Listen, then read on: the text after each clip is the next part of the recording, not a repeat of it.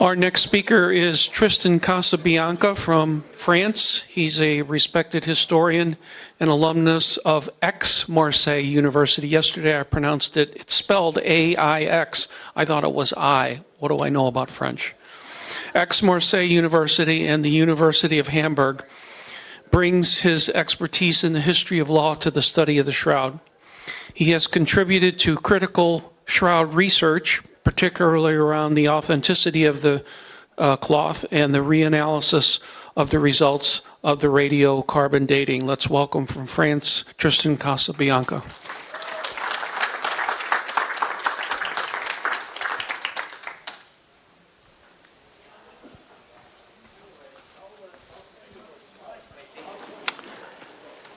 Thank you, Joe, for the introduction. And so today I'm going to present you this topic about the radiocarbon dating of the Shroud of Turin.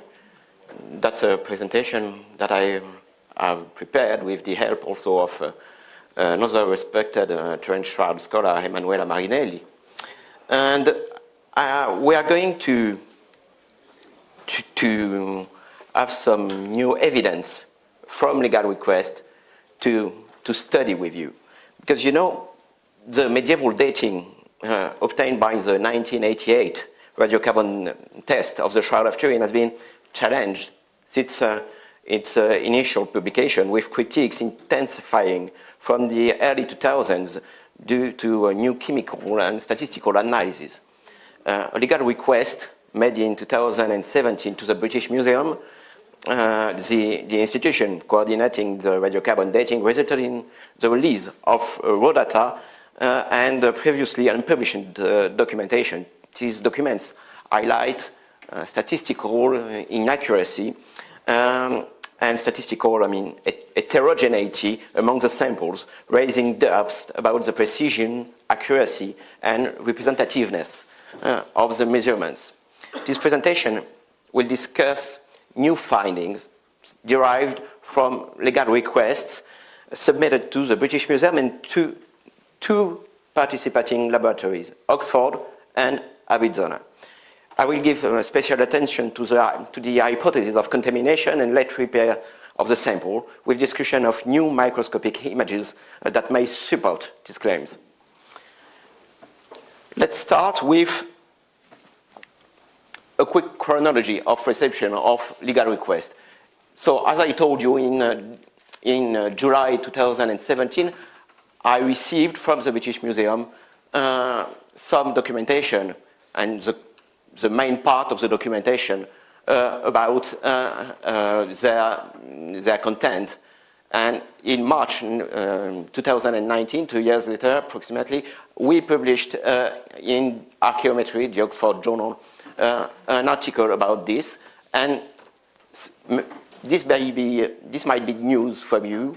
A couple of months later, I received from Arizona new documentation, and this new documentation was about, their content until from 2017 until 2019, until the publication of our article. They chose not to respond, but as soon as they have seen the publication of our article, they sent me the documentation. And in 2023, finally, after 6 years of back and forth with Oxford, with dozens of emails, I obtained some documentation, mainly focused on the 1980s, redacted, highly redacted. But we can have some interesting guess about the content, because of course we know all the actors, and even if the names, even if the names are redacted, you can know, who is writing to who. So So as I told you, Arizona sent the files after the online publication of the archaeometry article, and it contains also files and images of the Free Waters and Joule 2010 Radiocarbon article, and we will study this carefully in the second part of the presentation. And Oxford, of course, we have the content still focused on the 1980s, but one thing that is crucial is that I wasn't able to obtain the computer printouts, and I don't know. Maybe they are lost, maybe they are destroyed, maybe they are hidden from me at least, and I don't know what they become. So let's start with an appetizer. Let's call it this way, because the Oxford documentation starts with what could be seen as a fringe article by a professor. His name is Nabi Baksh Kazi, and he wrote an article in the 1917, and he sent this to Oxford in the 1980s, and it gives some credibility to the Indian origin hypothesis. And you know, the Indian hypothesis was well supported before the discovery of Indian DNAs of the clothes done by Gianni Barcaccia in 2015. He found that there was approximately 40% of DNAs on the cloth, and he published this in scientific reports, a journal, Nature, a journal from the Nature, let's say, galaxy of peer-reviewed journals. And so this shows that, contrary to the claim by historian Andrea Nicolotti, the reference to India is not a loophole with any basis in the text. And of course, I see that. I see that Cesar Barta is here, and I think he has published recently an article which is in Spanish, but thanks to ChatGPT, you can have a good translation of it maybe nowadays. So if you are more interested, you will find also that it gives more credibility to this hypothesis. And so let's go to the core of the matter. Let's do, let's focus on radiocarbon dates. You know, Oxford, they have done 5 measurements, and from these 5 measurements, they obtained 3 radiocarbon dates. So, and the radiocarbon date, the mean was 750 plus or minus 30 before present, before the conventional date of 1950. And it gives you an interval calendar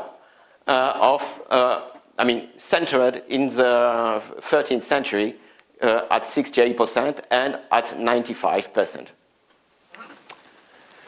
Was there communication between laboratories?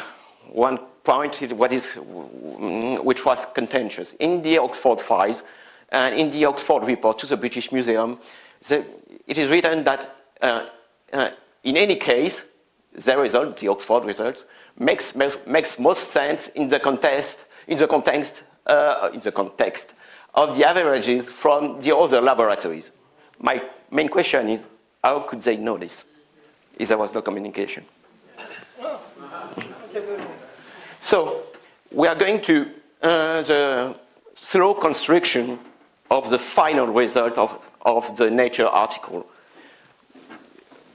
You know, there is 3 steps before this final version that you can read in the Nature article. The first step was when the British Museum received the 3 radiocarbon dates from the laboratories. They start to do some calculation in order to have the results, and they found that it was quite centered in the 13th century, but with a significance level that was really unsatisfying. And soon, Zurich realized that they made a blunder. They made a blunder with their date. They did not take into account what they call the current dependent effect. That is a technical thing. And they corrected their data. And they sent to the British Museum a new version of their dates. And this is the second version after the Zurich correction that you can find in the documentation. And what you see, so they are still, hesitating between weighted mean and unweighted mean, and they are still hesitating between what we call the sigma. You see that traditionally, if you want to have a 68% certainty, let's call it this way, you have just to multiply by 1, and they go, and by 2, it's for 95.4%. And they go until, in this first version, until 4.3 in order to have something which could cover the first, this is my interpretation, which could cover the first historical appearance of the Shroud of Turin in the around 1355. So, in the second version, they are still trying to have an idea about what is going on, and the problem is that, they use an arbitrary multiplier of 1.y. It gives you plus or radiocarbon date plus or minus 34, gives you this interval before present, and from there you can obtain the calendar interval here, still centered in the 13th century. And this interval before present was enlarged arbitrarily, to this interval calendar, to this interval before present that you can find that you can deduce from the Nature article, and it gives you the famous result that is here, written explicitly in the Nature article and popularized by this interval, 1260, 1390, with 95 certainty. And what is interesting is that in the first version, sent to Nature, the significance level was explicitly, strictly inferior to 5%. That is, there was a good probability that the intercomparison failed. There was heterogeneity in the data among laboratories. And in the final version, it is strictly inferior to 5%, disappeared, and you just have 5% that is good enough to be published. And it gives you, you see how it is calculated. This is from the Nature paper. And it is interval before present gives you the interval calendar there.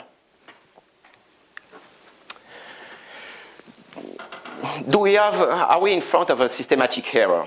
But, before a really important article that was published by Marco Roiani in 2013, and before our article published in 2019 in Archaeometry, the question of systematic error was already there. And, for example, one PhD student, Laverdière, was told that at least one lab has a systematic error. And he wrote in this PhD thesis that this was acknowledged privately to me. It could be also that 2 laboratories had a systematic error. Fortunately, for the lab, however, the systematic or statistical error is so slight that it enables them to keep the third date and to include it in the mean. Therefore, there is no official outlier. No, this is not how it works in statistics. If you have a systematic error, you have a systematic error. No, it's not something that you can do when you do serious, statistical calculus.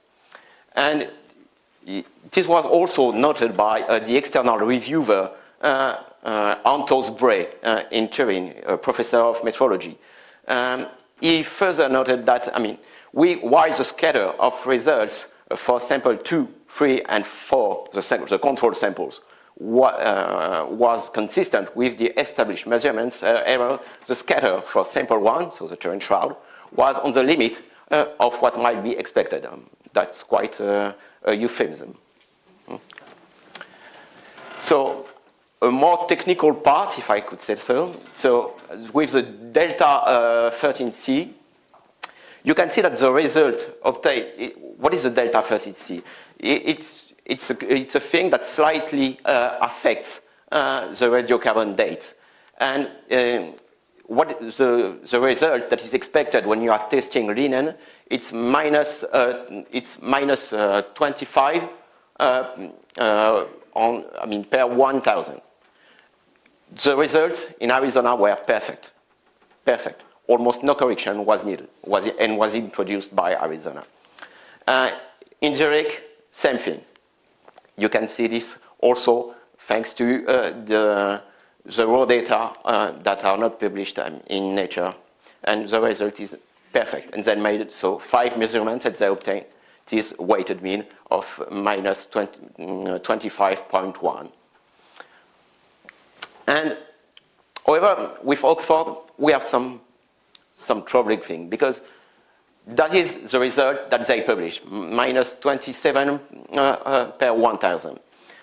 2 samples were measured only, and the control sample 3 was not measured, contrary to what is asserted in Nature. Instead, it is the control sample 4 that was measured.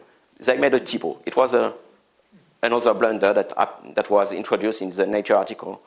I think it was not voluntary. It's just a typo. And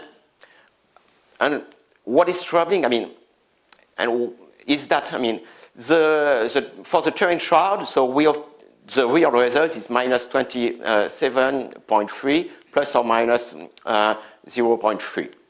And same thing with St. Louis, with the control sample number 4. However, they paid really close attention to the calibration of the machine for the special test of the Turin shroud. And the expert to whom the sample was given was really confident. He wrote that the machine calibration is within 0.1 to 0.2 per 1,000 of the absolute scale, but I have quoted 0.3 on the sample results to include what, in our experience, is reasonable to cover the overall reproducibility of the full process of the combustion and measurement. So, is it an indication of contamination? I'm not so sure, because those results in Arizona and Zurich are fully coherent between them and coherent with the expected results for linen. With Oxford, they, of course, Oxford disagrees with the 2 labs, despite close attention and new calibration, as I was saying. But the enlargement to round up to minus 27 makes it closer to the measurements. But how could we explain that the best machine gives a measurement significantly different from the 2 other laboratories? If you compare to another famous intercomparison done in 1986, you see that what you see is that there was some huge scatter of the measure. From, for example, with delta 13 there, from minus 22 to minus 27. So I would say that it's not a good indication for contamination. Let's go on with this contamination hypothesis. You know that the sampling was done in semi-darkness, so the control experts were not able the textile experts were not able to clearly see what they were doing. also we know that there was a 25% loss weight in the sample. And so, was there contamination with the Oxford sample? We know for sure that foreign material was detected, and definitely colored threads were detected at low magnification, 20 and 60.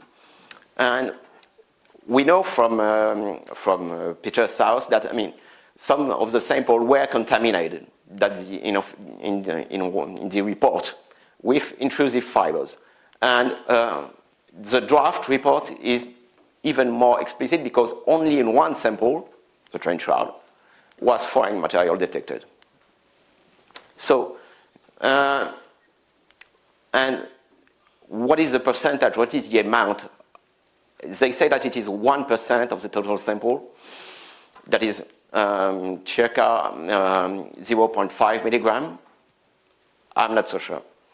One larger piece was sent to Peter South, a textile expert, and so he wrote that, I mean, he found, I mean, a fine dark yellow strand, possibly of Egyptian origin and quite old, and later identified to be cotton.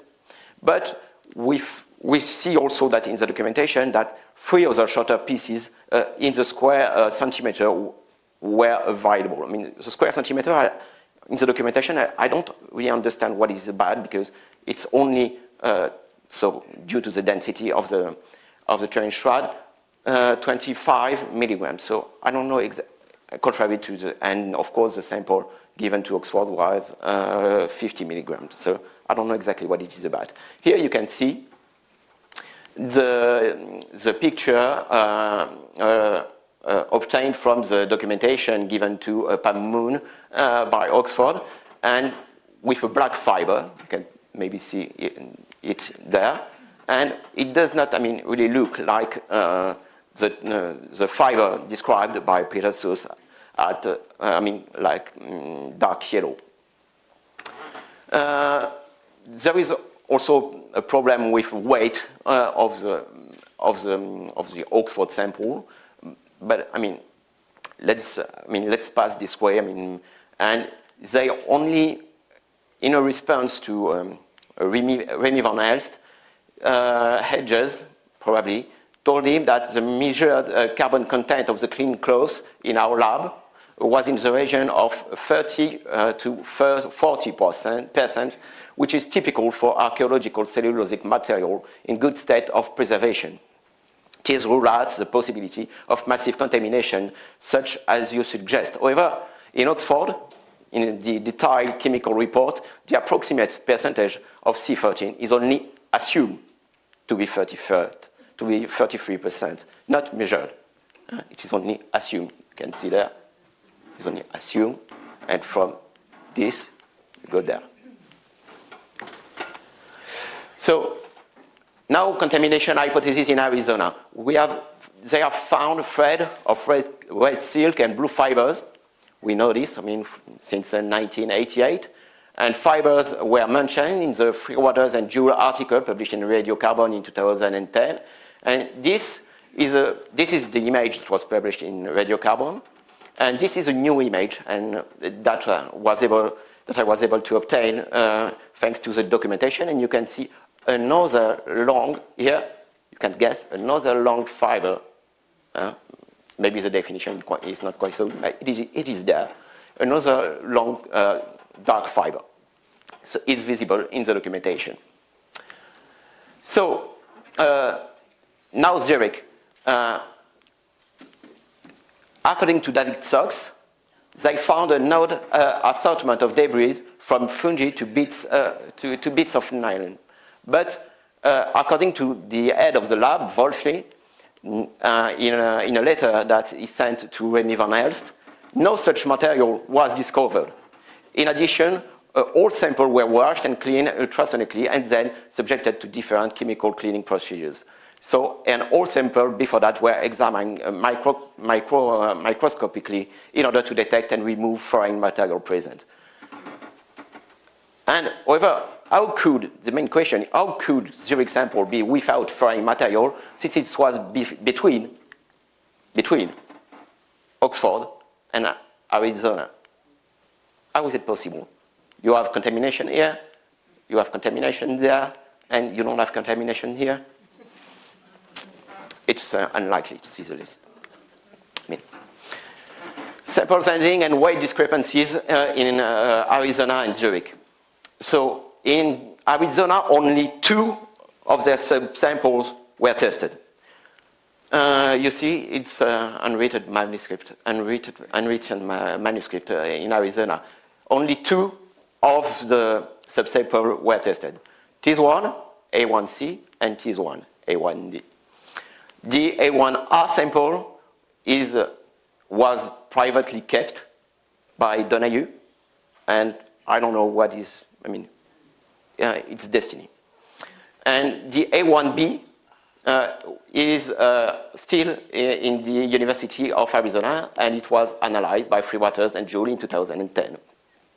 The weights are quite different because between, you can see, the 53.7 milligram that was the official weight that was given to them by Turin, measured in Turin, but they made I think another blunder because the doors of the balance were not closed when they measured this in Turin. This is my hypothesis, and the correct weight was this one, 52.8 milligrams. In Zurich, there was a breach of protocol, like in Arizona, and one sample was kept by Wolfli and lost or destroyed by his family, his widow, after his death. And given, you see, the low amount of material you need to obtain 40 measurements in in Arizona, you can guess how measurement could be done if we have, now the sample kept by Donahue and the sample kept by Zurich. In Zurich only, we could obtain maybe 7 to 8 new measurements. So, from what can we say there? We can say that recent documents obtained through legal actions reveal significant gaps in the data provided by the laboratories. We can say also that the 3 laboratories made questionable methodological adjustment, data dredging, and communication between laboratories is probable. We can say that the Delta 13C measurements show significant discrepancies between Oxford and Arizona and Zurich, and they suggest contamination until to a certain point, or maybe there is unresolved methodological errors. There is a possibility of a systematic error, and we have contamination hypotheses that could be put forward because we have clear evidence of visible and material contamination documented by Oxford and Arizona, and it challenges the integrity and representativeness of the sample. So let's go further and study the A1B sample, the sample that is kept still in the University of Arizona. That is, there was already a picture that was published for the first time in 1991 in France of this A1B sample. And this A1, so we knew it existed. The publication was quite confidential, but it was there. And the sample was analyzed, so as I was saying, by Freewaters and Joule. His weight is 12.39 milligram, and the density is quite correct, and it was also seen by Barry Schwartz in 2012, and the measurements are quite coherent between them, and the density is quite fine. Here you can see one side of the sample and the other side of the sample with thanks to the new documentation. So we are now reinvestigating the paper by Radiocarbon, published in Radiocarbon in 2010 by Freewaters and Joule. We had, before that, evidence of contamination coating of the sample tested. We have the blue quad mosaic, Bastrop and Adler. We have the article that was published by Garcia Valdez and Mattingly. You can see a picture there, finding some coating. We have, of course, the famous article published by Ray Rogers in 2005, showing cotton and coating. We have the three, papers by Brown, by Benford and Marino, and by Villarreal in 2008. And it was in the mind of Waters and Joule when they studied this sample that they kept in the University of Arizona. And their conclusion that it was that they find no evidence to contradict the idea that the sample studied was taken from the main part of the shroud, and they find no evidence for either coatings or dyes, and only minor contamination. But is it really true, really accurate? Not so sure. So, that's Villarreal, that's the presentation that he gave in 2008, and he found a crust. Well, and it was, as I said, it was in the mind of Waters and Joule when they really studied the documentation, and they were ready to publish a comment. If the Los Alamos work is published, we will comment on it, because according to them, the Fourier transformation infrared is not a good way to identify flags from cotton. But, there is at least this good indication that there is some coating in the thread. So, they made another blunder. I will pass on it rapidly because, it's not so important, but they made a blunder in the article. They were not able to identify carefully warp and weft per centimeter on the textile, and they tried. They made several attempts to this, and the result is incoherent with the previous measurements that we have from other textile experts. But it is, they just made a confusion between warp and weft. And that is, of course, it is embarrassing when you are a textile expert. The thickness of the sample is also questionable. And in early draft, there is an interrogation between Waters and Joule regarding the thickness of the sample, and it quickly disappears in later version, and the thickness of the sample is incoherent with the thickness that was measured by other textile experts. And so it is a significant criticism that we have regarding the representativeness of the sample and maybe the contamination that was in the sample kept by Waters and Joule. Is there cotton or not cotton? We know that the proportion of cotton in the Turin shroud is debatable.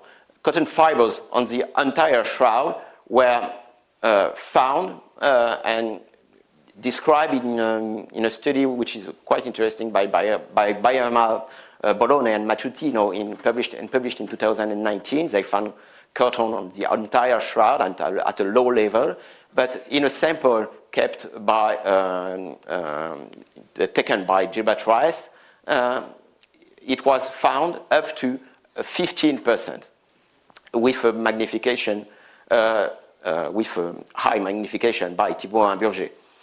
The first analysis by Waters and Joule contradicted this presence of cotton. They wrote that there was no cotton fibers of any kind that was observed. However, 1 week later, they detected cotton. And they write in the final article that cotton fibers were observed on 3 occasions. Do we have evidence for coating or not? That is the main core. That is the core of the article, of their conclusion.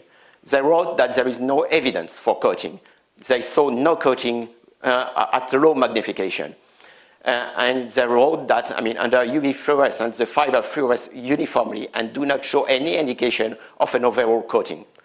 And they write that we find no evidence for any coatings or dyeing of the linen. However, in the list of micro photographs that was taken by them, in 2008, that's not what is appearing, because, and that was not published in the article, unfortunately. You can see that the pictures taken by them, and this is their description, not mine, of course, show that, I mean, the word coating is quite visible, I would say. And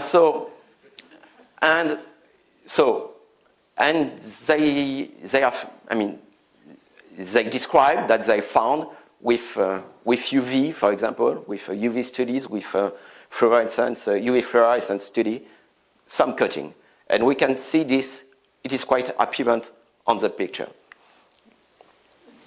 That's one picture. You can see, I am not, of course, a textile expert, but, and this is my impression as a layman, I would say, but you can see that you have some good indication that you can find some coating among those fibers. You can, and this is the description by Arizona, not mine. Another stain that is written, still on the same side of another stain. Another fiber with coating, that description again. Another picture, the other side, side 2. The other side, showing coating, same thing. Another fiber with coating. UV coating. So we have some question, I mean, and at least I have some.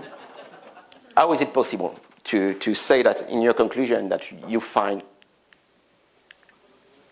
I mean, no evidence for any type of coating, and when you use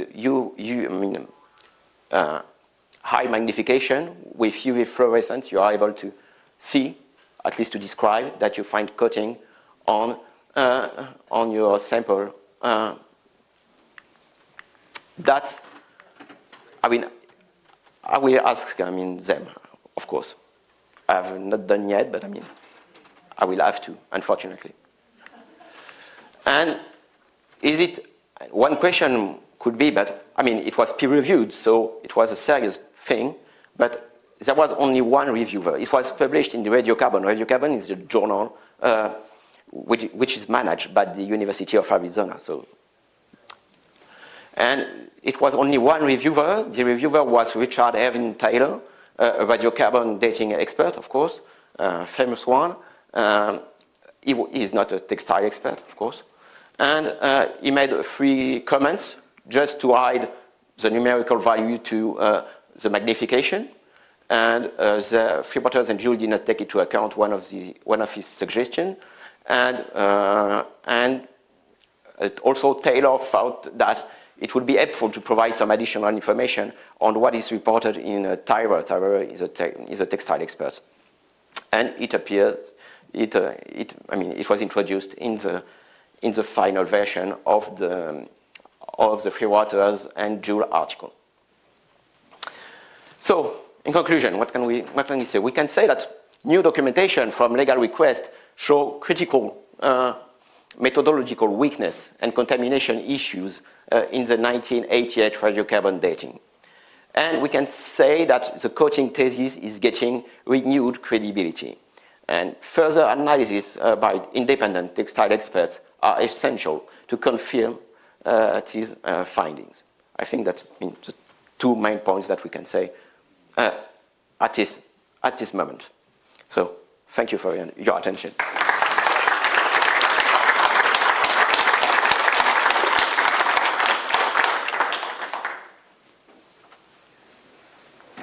If you have any question. Yes, sir. This may be a silly question, but I consistently see the numbers from the labs coming in, the dating at 700, give or take, but then we end up with a 1300 date. I don't understand how, what how are we converting the 700 data set numbers, give or take, to the 1,300 final results? What's the conversion going on there? Yeah. Make sense? It's because, so you can see, that was, so it's a figure that was published in Nature. So you have a radiocarbon date before present, before 1950. It's that up to the 1,300. and you see that it crossed the curve there. And from there, from the first point you have there, you obtain this date. And from the last, this point there, 16. If I could follow up, why is the radiocarbon age different than the AD date? What is the difference between those two? It's because, I mean, the curve is irregular, and you have, that is the reason why you can't do only a subtraction from the conventional date on 1950 to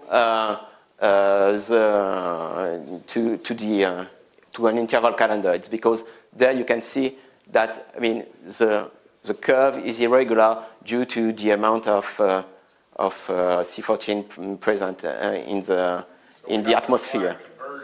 That's why you need a conversion. Okay. I think maybe the answer is you have to subtract it from present.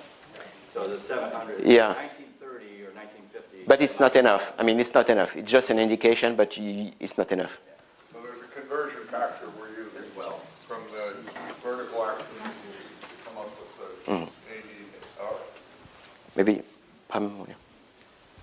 Thank you so much, Tristan. That's brilliant. Just in honor of the late, great Barry Schwartz, he flew to Arizona to photograph their samples. Yeah. And when he got there, Professor Joel could only provide one because Professor Donahue had the other. And he told me that they wouldn't allow him to photograph at a greater depth. They would only allow up to a certain depth. Yeah. You can see some of the extraneous stitches at that level, but he wouldn't allow more photographing. What a pity, I mean, but it's troubling. Mark, maybe? Did Oxford only date 5 samples, or were there more than 5 samples that they measured? I have said, I mean, I don't have the control, the raw data entirely. I just have those 5 measurements, so I can only guess that they have only done 5 measurements, but I don't know exactly what you can mean by 5 measurements. It is, are those 5 measurements already a mean obtained from all the previous measurements? That's why you have to be always cautious when you are talking about raw data, because what you mean by raw data can be, you have always an ambiguity, and that's why you have to go to the deeper level. But unfortunately, with Oxford, I am unable to say so. I can say so with Arizona because we have the computer printouts, but I mean, with Oxford, unfortunately, we don't have. Could you put the slide up quick that shows the placement of the samples? There you go. Thank you. So what you can see is that the Arizona sample was there, and this is a hypothesis. I think it is quite likely. The sample that was taken to Donau is this one, at the extremity of the reserve sample. Do you believe that? I think it's quite likely, yes. Do you?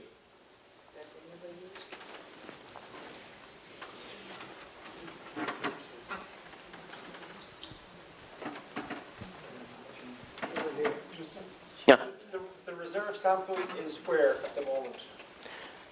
In Turin. In Turin. Yeah.